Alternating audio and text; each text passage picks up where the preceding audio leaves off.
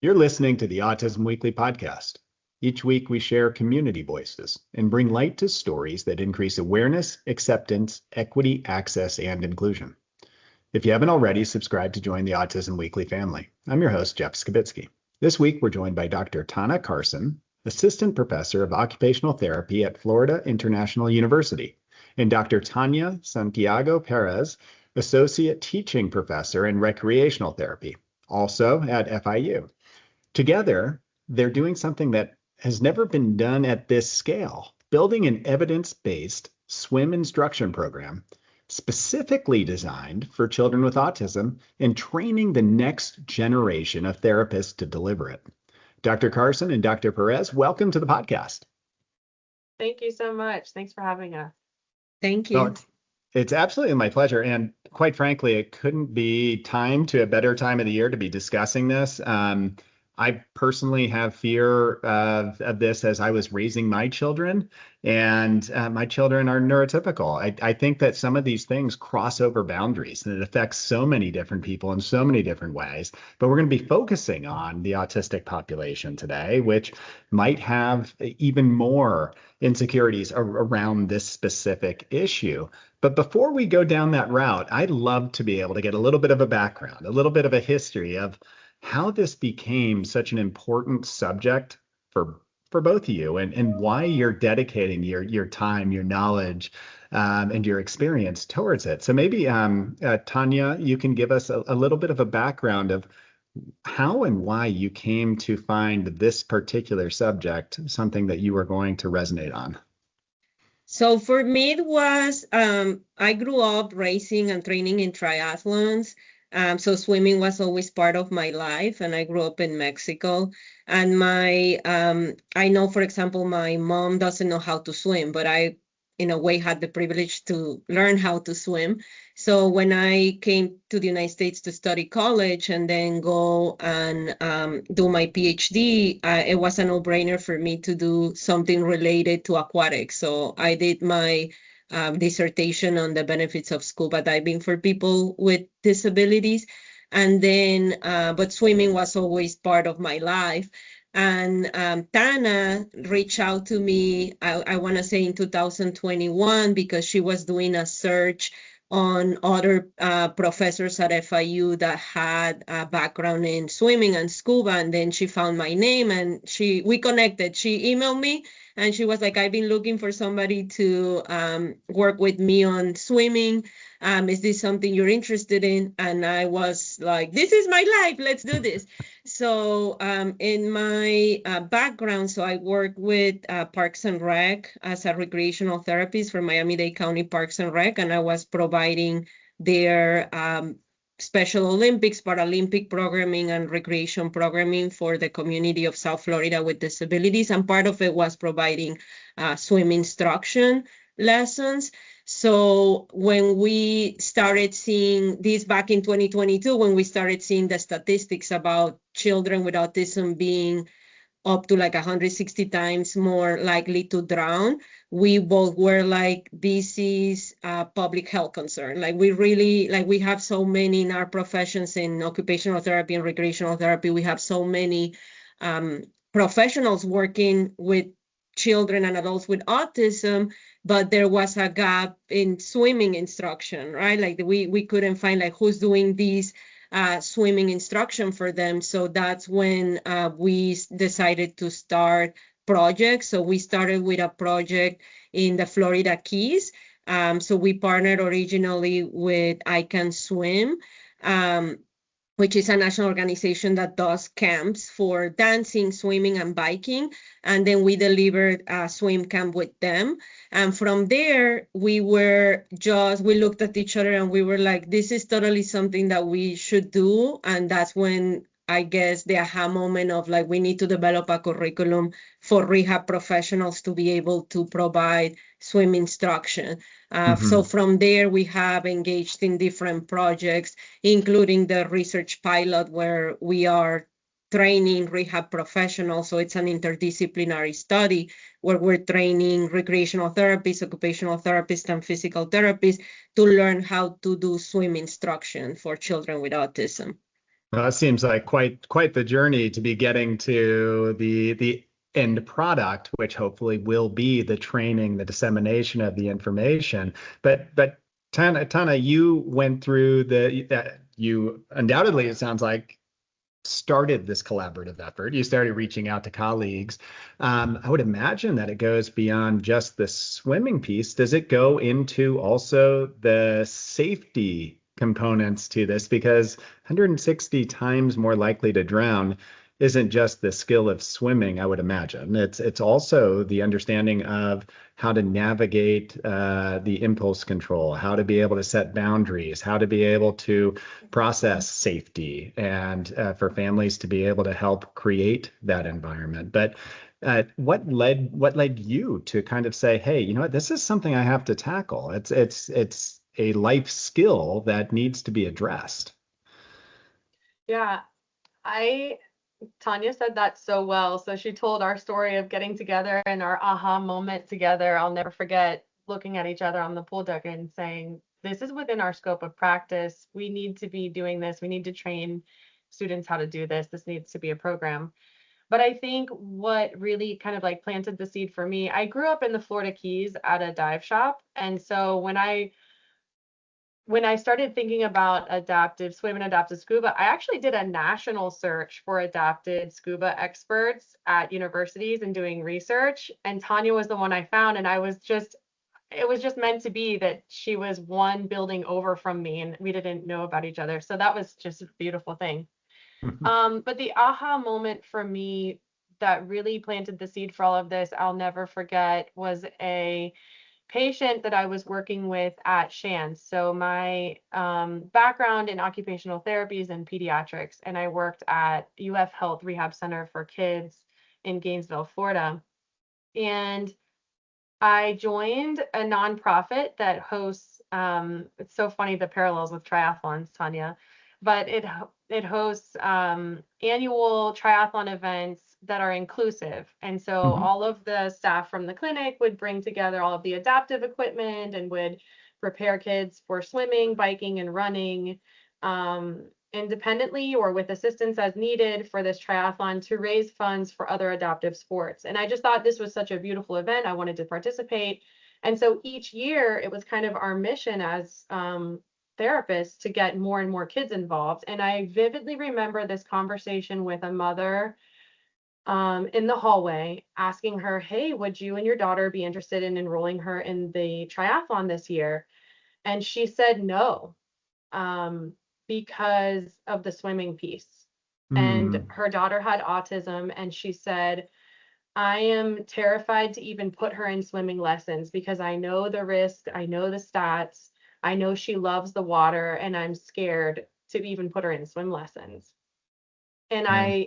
my mind just exploded. I thought, this is wild. We're here working on handwriting and feeding and biking, and we have a pool in our gym here that we're using for aquatic therapy for strengthening and balance, but we're not working on swimming skills and water safety education. How are we not addressing this? And a quick Google search is how I found I Can Shine, who runs the I Can Swim program, I Can Bike, and I Can Dance programs. And so that seed was planted when I worked in Gainesville. And when I moved back to the Florida Keys, like you said so well, Jeff, this kind of transcends autism. It's a more, I think, critical issue for our autistic kids because of all the factors that you mentioned. But it's a global health problem for young children, especially. So when I moved back to the Florida Keys, I have 3 kids, and my oldest was in kindergarten. And I went to his kindergarten field trip and I watched painfully at the pool as roughly 60% of his class failed the swim test here in the islands, in the Florida Keys. And again, it was that moment of like, what is happening? How is this possible? Where has the system failed? What are these gaps? And how can we fill them as quick as possible?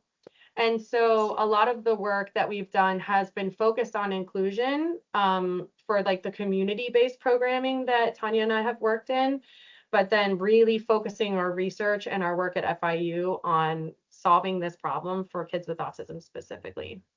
Yeah, and I think that's amazing that you're tackling all of these. I mean, it's challenging because not only are you hopefully teaching the skills of being able to swim proficiently, but then it's also helping the families to be able to navigate the ideas of, what happens if my child has the tendency to elope, to run to things that they have an interest in?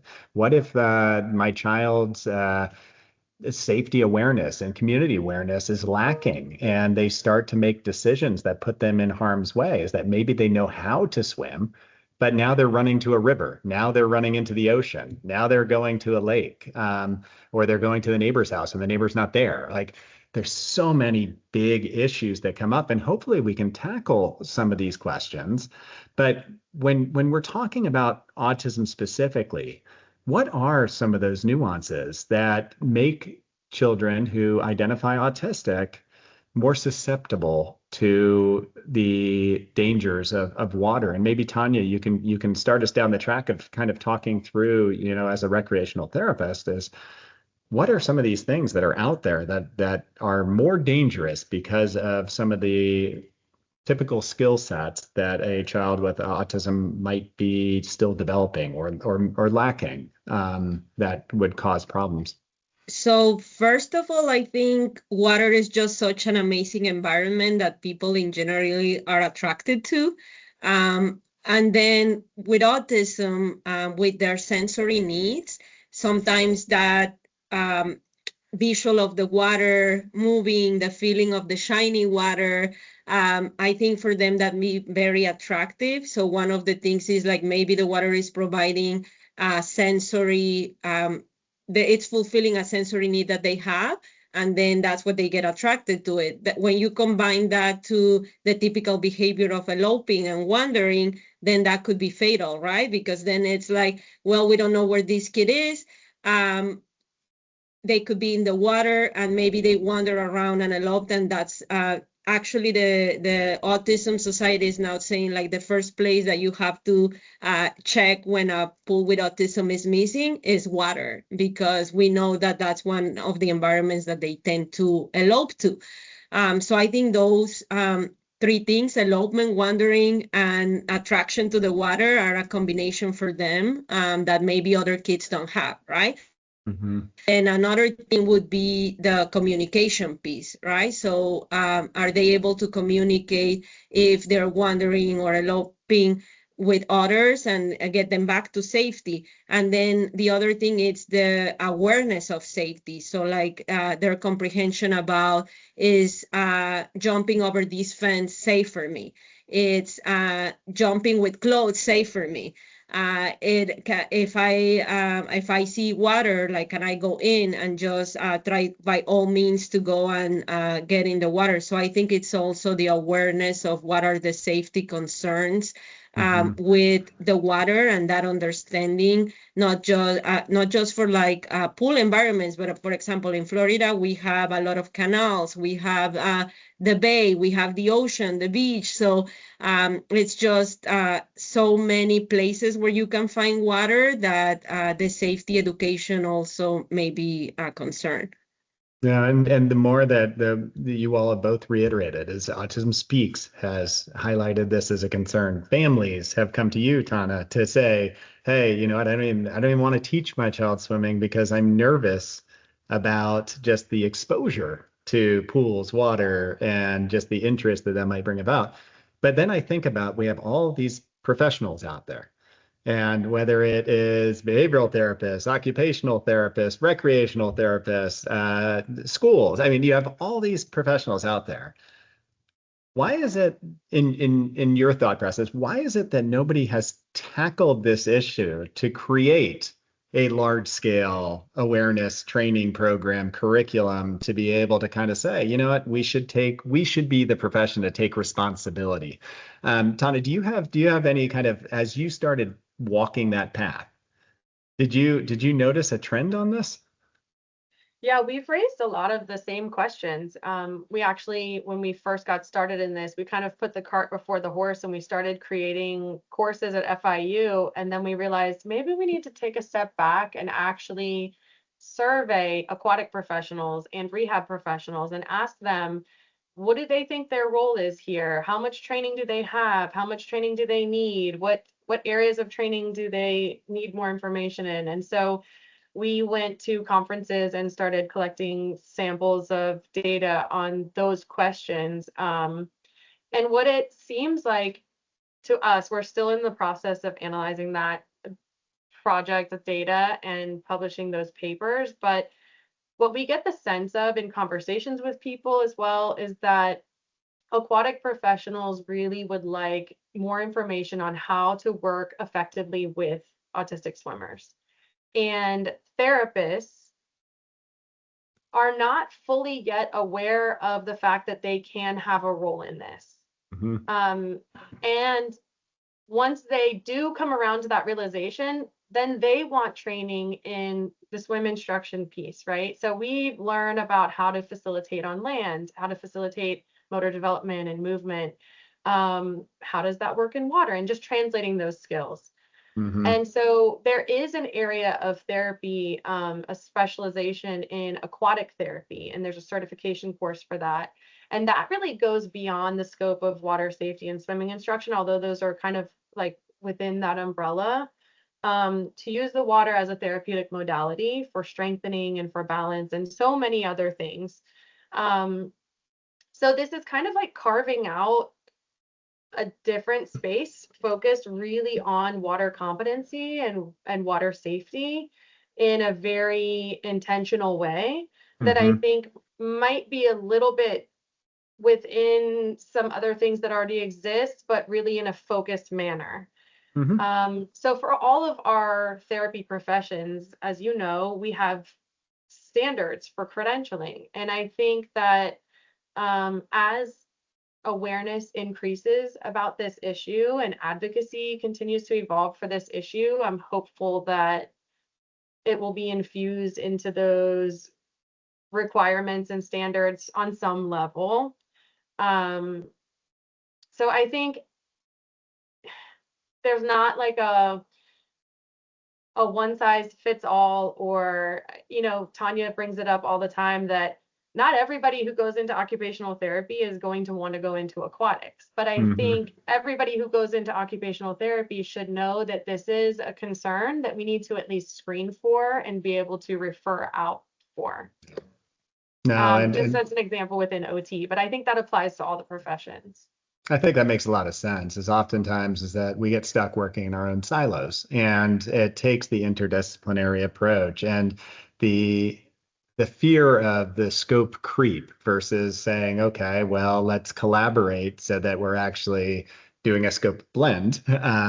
It makes it far more suitable for some of these decisions to be Yeah. made and to be able to create these programs. But I mean, so Tanya, where does a typical traditional swim class, where does it fall short when we're talking about being able to help A, teach the skill of swimming to an autistic individual, but B, teaching the family and everybody who's helping to be a caregiver in this process of all the concerns, safety, and things they could be doing to promote healthy swimming behavior? So I think the typical swim lessons usually think about your Parks and Rec department delivering lessons to a group of kids that they usually follow a structured class where they follow the progression of the skills with everybody together as like first we're going to learn how to blow bubbles, then we're going to learn how to float, and that everybody progressing at the same time through the same skills. And maybe that's something that for children with autism, the progression is not necessarily like that, right? Like sometimes you have to go forward and then step 3 steps backwards to then move again 4 steps forward. So I think that that approach, that's where I will feel, or in my experience, it needs more of an individualized approach Also, I think for us, because we were training the therapy process, so like what we realized also is that what we have in common in the 3 rehab professions that we're studying is that we follow a very specific process called the therapeutic process, right? Where we have first an assessment of the individual. And your typical swim lesson may not conduct an assessment of an individual. And when I say an assessment, it's more of like things that you are checking for, like what are the strengths of these individual, what are their needs, what are their behaviors, what's their motor development at this age right now. So I think in our therapy mind, we have that always checking for conducting an assessment at the beginning and then putting together more of an individualized plan for them, where it's like, okay, like based on who this person is as an individual and their needs, this is the plan that they need in order to achieve this skill. So I think like that's like we already, our students and us already are training that. So I think what we're doing different is that we are applying the therapy process to swimming, which is one skill of many skills that we teach as therapists. And I mean, individualization across therapy is so important. No matter who or kind of what type of therapy modality you're in, you're talking about I'm applying it to an individual. So all these assessments become so valuable. So Tana, when somebody comes in to your program, or you have somebody walking in and trying to figure out where they fit or if they want to pursue this, it sounds like that there is some assessments, looking at strength-based assessments and kind of, looking at maybe just global assessment of where somebody is as far as their abilities. But can you walk me through that process? I mean, so if, as a family comes in and says, I'm thinking about this being a need for us. So as Tanya mentioned, I think taking that holistic perspective of a person is really important. Most of the programming that we work with for our research and for also our community service projects is group based. So the work that we're doing with the YMCA does all of that recruitment and fitting people into the right programs for them. And so I know they have an assessment process for that, but I can't really speak to what their assessment process is. Then the school-based programming that I work with from a service standpoint, it's very much individualized. And from the moment they walk out onto the pool deck, we're gathering information. We're watching, is the paraprofessional or the teacher or the RBT holding their hand the entire time they're on the pool deck, like they can't let go. So then the first thing I'm thinking is, well, we need to work on the habit and the routine of asking permission before getting in the water. So I'm already kind of clocking that and checking that box in my mind as a goal. Looking at the interaction between them and their caregiver and their peers. Are they modeling after peer behavior? Because then in these group sessions, I might not need visual tools. I might be able to use peers for modeling. I might be cued in that they're going to want to do what they see other kids doing. And so just the power of observation from the moment they step through the door and onto the pool deck, I think is really key. And then, like Tanya said, having standardized assessments, if possible, that you can lean on to get a heads up, especially if you're billing insurance for services versus, more of the community-based programming that's grant funded. We don't have to worry about the billing piece. We can really just kind of do our own in-house assessment and then run with it. And it's very Red Cross focused. So the Red Cross has their own checklist process and assessment process as well. So I think it really depends on the setting. It depends on the reimbursement structure. It depends on so many factors. But I think the key is that power of observation from moment one. And for Tanya, I mean, with your background in recreational and adaptive aquatics, I mean, some of these assessments feed you a lot of information, whether it's on how the child plans and organizes, whether it's how they're processing information. Are they auditory processors, visual processors, some of their sensitivities.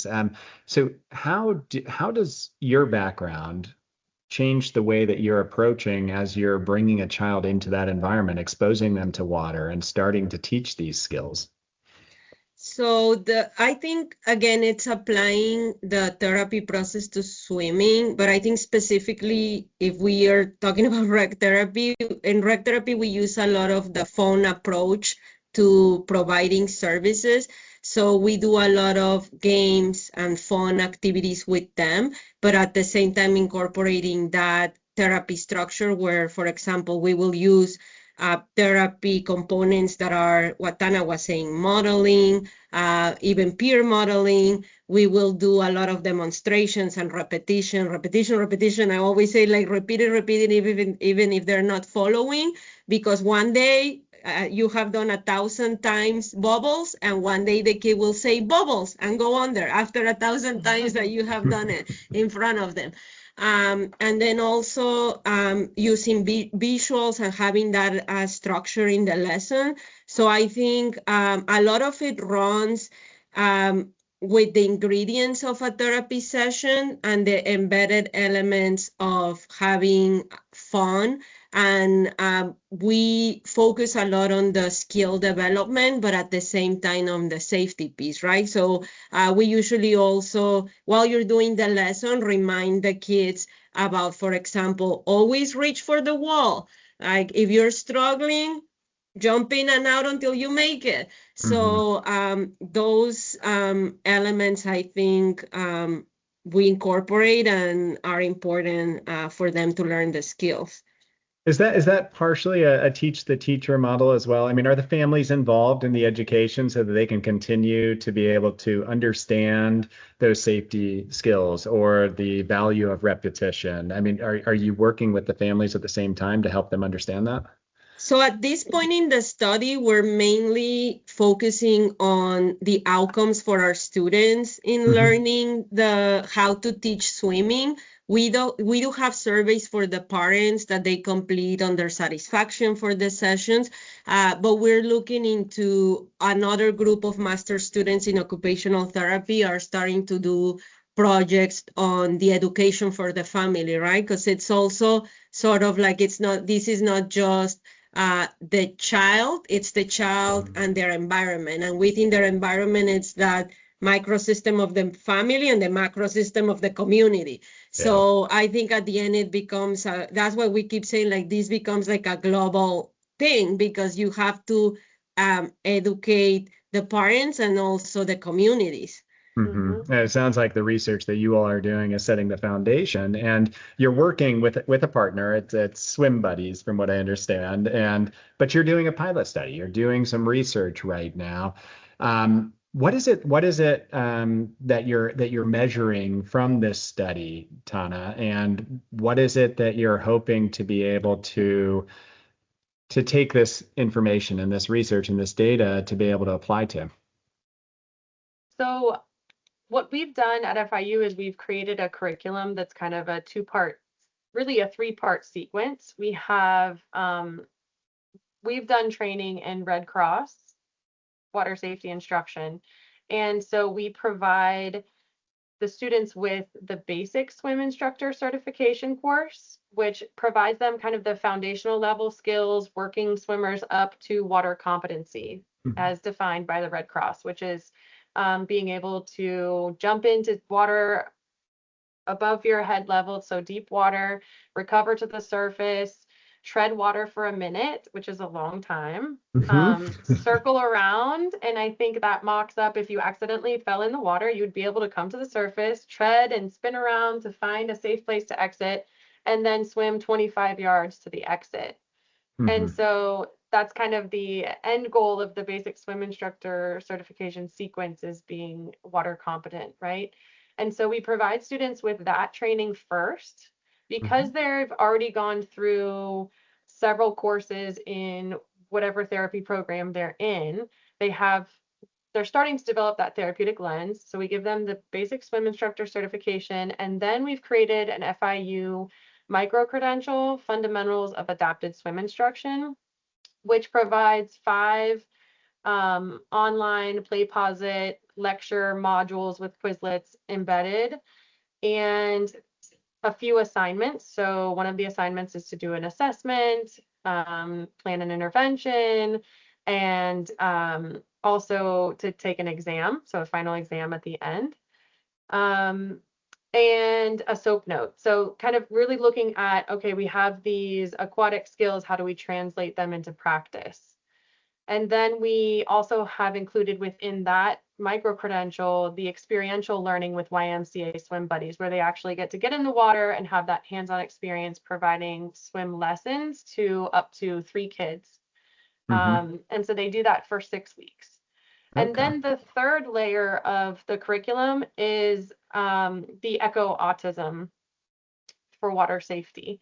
And so what that is, that's an online like social learning environment where we get into a Zoom session and we have opportunities for attendees and panelists to discuss strategies and evidence-based topics. There's always a little didactic piece and a case presentation. So it's case-based learning and problem solving in kind of a social networking environment. And so that's the third layer. So we're looking at the short-term outcomes. So how satisfied are students with this training sequence at each step of the training? What are the learning outcomes? How much have they learned? What skills have they gained along the way? And then how does that learning transfer to their swimmers? So are we able to measure measurable change in swimmer performance as a result of their training? And so those are considered our short-term outcomes, and then the long-term outcomes are the ECHO process and how they, after they've had it for a few months and thought about it, how do they see using this in practice? Have they had a chance to use it in practice? Some of our trainees have already done that and are out using this information in practice. So getting some feedback on potential barriers and facilitators of implementing these skills once they've received the training. I love the fact that you're working with Echo on that, just to be able to bring it across different disciplines, because that's the one thing Echo does well, is it brings in a broad audience. So now you're not only getting the right questions from a variety of different angles, but you're also talking about the implementation strategies that I've never heard of before, which is the perfect research project. So what have you learned, or what surprised you as far as, gosh, I never thought that this would be something that that we'd see more challenges with, or I assumed people would come in with this knowledge set. Was there something that kind of immediately hit you like, wow, we're starting at a place where I didn't think we would be, or you know what, we have run rate here, we can keep moving. Did you all see something with the research so far that's been surprising? Yeah, I absolutely. can I can tell you, because we talked about assessment. I think one of the things that we were sort of like, how do we measure the progress for the swimmers? We first had said like, okay, let's look at the Red Cross water competency, and that's the assessment that we're gonna use to measure their progress. And then we again looked at each other and we were like, this doesn't capture the reasons behind the lack of progress or like the specific needs of children with autism, right? So then we ended up developing our own assessment too, to measure the progress, and that we incorporated, for example, risk behaviors, or like the reasons why maybe this fear that of the water, that the kid doesn't want to put their face in the water, or excessive drinking of water. So like we didn't have any assessment that could capture that. So for me, that was one of the aha moments also, because I was like, oh my God, we're doing this training, but we also are developing other stuff that could be useful for therapists in their journey. I don't know if Tana Mhm. has other. Is there anything else Yeah. that you saw, Tana? Yeah, two things come to mind. One is that I think we underestimated from a logistics standpoint how challenging it would be to create a curriculum that would fit in different disciplines and their training programs well. Hmm. So for my program at FIU, we have the master's in occupational therapy. For Tanya, she has an undergrad and a graduate level program. Um, for physical therapy, they have the doctorate program. And so everybody has kind of like a different spin on how this could fit into their program, and the challenge of not wanting to overburden students by requiring them to do something or offering them additional coursework that would distract them from their current coursework, but making it fit into the program where it's already baked in. So we've kind of strategized different ways of doing that, which, like you said, isn't ideal from a rigorous research standpoint of being able to study this perfectly across the board.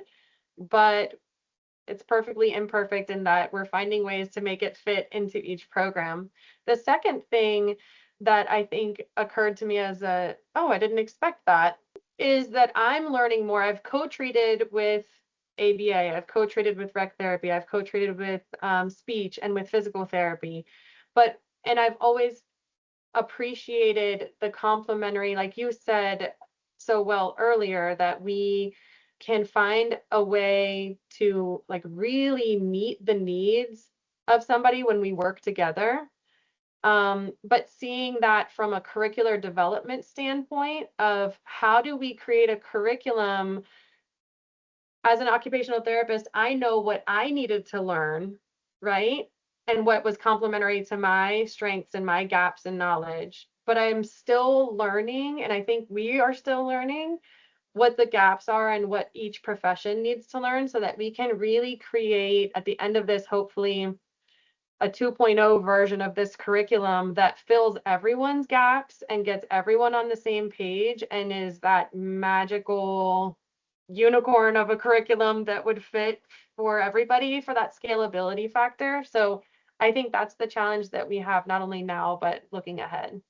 Well, it's a challenge that sounds like you all are taking on because trying to find a holistic approach in anything is really difficult and coordinating care, but it takes somebody who's willing to listen to be able to decipher and prioritize and bring everything together. So if you were to kind of take that 5-year approach and say, if I'm able to build out this curriculum, if I can start scaling it, if other universities can start embedding it, and I put it in here, um, where would you like to take it to next? I'd love to hear both of your opinions on this because I would imagine is that from different vantage points, it's like, hey, you know what? I think once we teach everybody how to swim and how to swim safely, this is what I think would be needed to be taught at the next level. But maybe we can start with you, Tanya, and tell me kind of where you hope the next step of the research, of the progression would go once this training curriculum is built and rolled out. So I think for me, it always goes back to solving the need, right? So I think for me, it needs to go wherever it really solves the needs of every child with autism receiving swim lessons if they want them or need them, right? So I would say, yes, going to other universities where other rec therapy programs, occupational therapy programs, physical therapy programs offer this curriculum, but also maybe it could become something like, well, maybe the aquatic professionals as well. That's why we also started looking at them because it's like they're already doing this, right? Like their livelihood is teaching swim lessons to kids. So what are the ingredients that they need to be able to help fill the gap as well and provide the lessons themselves. So I don't think we are like an exclusive approach. We want to, at the end of the day, have every kid being able to access the lessons and lessons that are quality based. So I think also maybe it goes to a certification program for aquatic professionals specific to disability or specific to autism, or even at another level, like the current therapists that already are licensed and certified, because right now we're training entry-level professionals, but there's a big group of practitioners that are out there already. So maybe a continuous education for them program. So, and we've talked, I mean, I think Tana and I are on the same page, and like we've talked about a lot of these, but I think at our heart, it's that, right? Like we need to solve the issue of kids having access to these. But we started with where we know, which is curriculum for rehab professionals. Yeah, but if you build out that curriculum, then you have the chance to build a practitioner base, which it sounds like you have so many professionals out there that could be a part of this treatment if they have the right tools. Tana, where do you see? I mean, where's your utopic vision of once this gets out there in the community, what's the next step? I would love like 5 years from now to just randomly be able to like tap someone on the shoulder who has a child with autism and say, hey, how many of the providers you work with have asked you about drowning prevention or water safety education? And have them say all of them. Yeah. And then say, okay, then what did you do about it? Well, they all referred me to, I had so many wonderful options, right? Mm-hmm. I think that utopic vision of like, this is a standard part of practice and care, that this is not no longer sliding under the radar. That this is something that not just at their well check with the pediatrician, but at their first OT appointment, their first ABA appointment, it's multiple opportunities to gain access and to check that box that this is needed, because then somebody needs to do something about it, right? Mm-hmm. So I think Is if that that was the standard practice, I think things would change. is that the most immediate role that you'd see for people who are part of the caregiving team right now for any individual? That should be the responsibility even right now, even the Yes. absence of a rolled out Yeah. curriculum, that should be the questions Yeah. being asked. I do. I think it's up there on the list, and I think that organizations like Autism Society have put out some really fantastic resources that are freely available. Swim Angelfish has free resources. There are free resources out there. But I think, I've even participated in some work groups and focus groups on this where there are families involved, and the families are saying, that initial appointment where you receive a diagnosis, I can't remember anything that was said in that session because it was overwhelming, right? So I think not just a brochure in that session, if that's a thing, but that's just to illustrate that multiple time points coming back to that issue and checking on things, because every individual is different, and every individual at every time point in development may have different water safety needs. So maybe Mhm. early on, it's teaching them not to go near water without an adult and without permission, right? And the routine for that. And then maybe it turns into wearing a life jacket, swimming and returning to safety and learning and building all of those skills, and then building on that to boating safety and personal watercraft safety or snorkeling or freediving and all of the doors that learning how to swim can open, Mhm. and higher levels of water safety education through those different activities. Um, I think like anything, if there's a continuum and there's a whole spectrum of water safety that might be appropriate for each individual at different times. So I think Absolutely. constantly revisiting it and having everybody be on the same page that it should be on our checklist. I think that's great advice. I mean, and bringing us back to the present is that you all are still working on your curriculum. You're still getting it rolled out. In the meantime, Tanya, when a family is thinking right now, I want to start broaching this subject, this opportunity for my child. What are the questions they could be asking even right now, in the absence of everybody being trained or having a curriculum? What should they be vetting while So they're I going through it? Yeah, I think when they look for swim programs, they should ask if there's somebody that has training in autism, or what are the certifications that they have to do the swim instructions, but also like if there's anybody specialized. For example, like I know a lot of Parks and Rec departments have a rec therapist on site, but many families may not know that.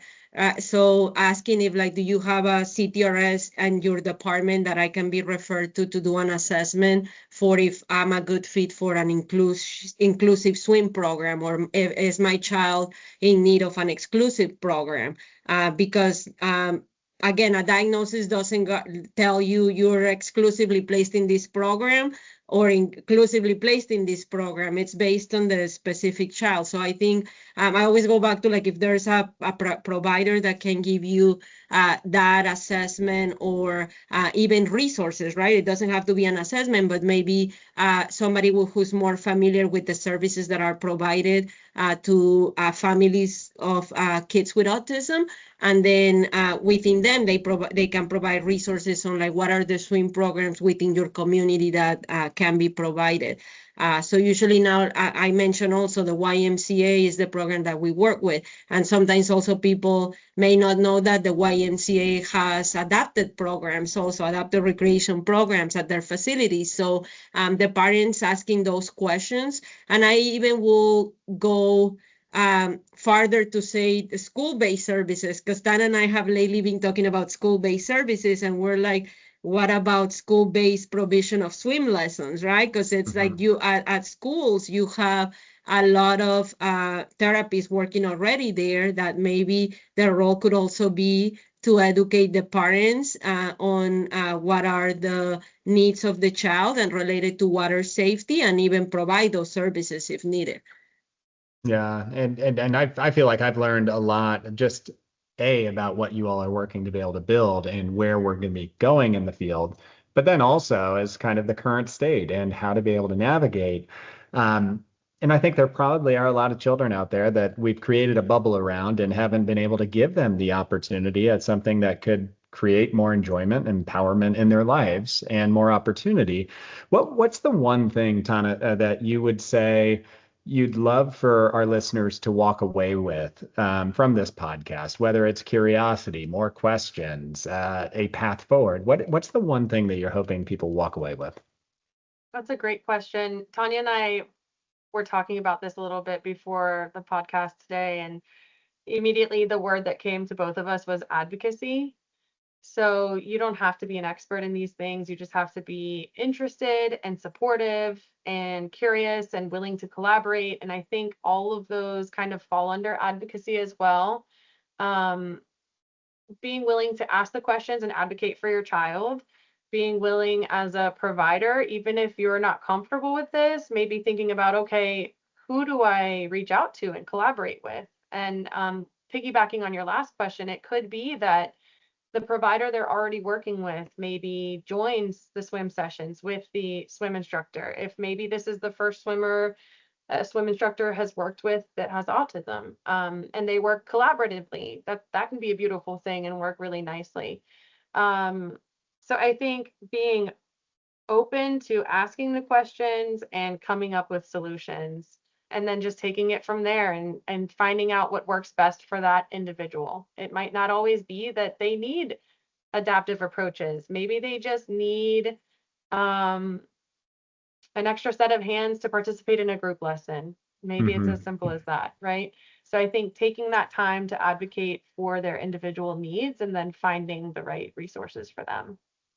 Well, Tanya, Tana, I appreciate you both coming on today and sharing your knowledge, your experience, and your passion on this subject. And minimally is that we're going to walk away with people asking questions, which I think is great. Maximally, hopefully we get everybody involved in trying to figure out their role and taking on some responsibility. But by coming on to the podcast today, I hope that we're moving the needle forward. So I appreciate your all's time. Absolutely. Thank you so much for this opportunity. Thank you for having us.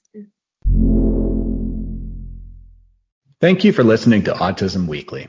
We hope you tune back in next week to learn more about autism in the real world.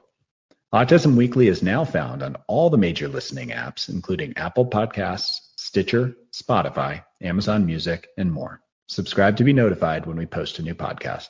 Autism Weekly is produced by ABS Kids. ABS Kids is proud to provide diagnostic assessments and ABA therapy to children with developmental delays like autism spectrum disorder. You can learn more about ABS Kids and the Autism Weekly podcast by visiting abskids.com. Thanks for tuning in. See you again next week.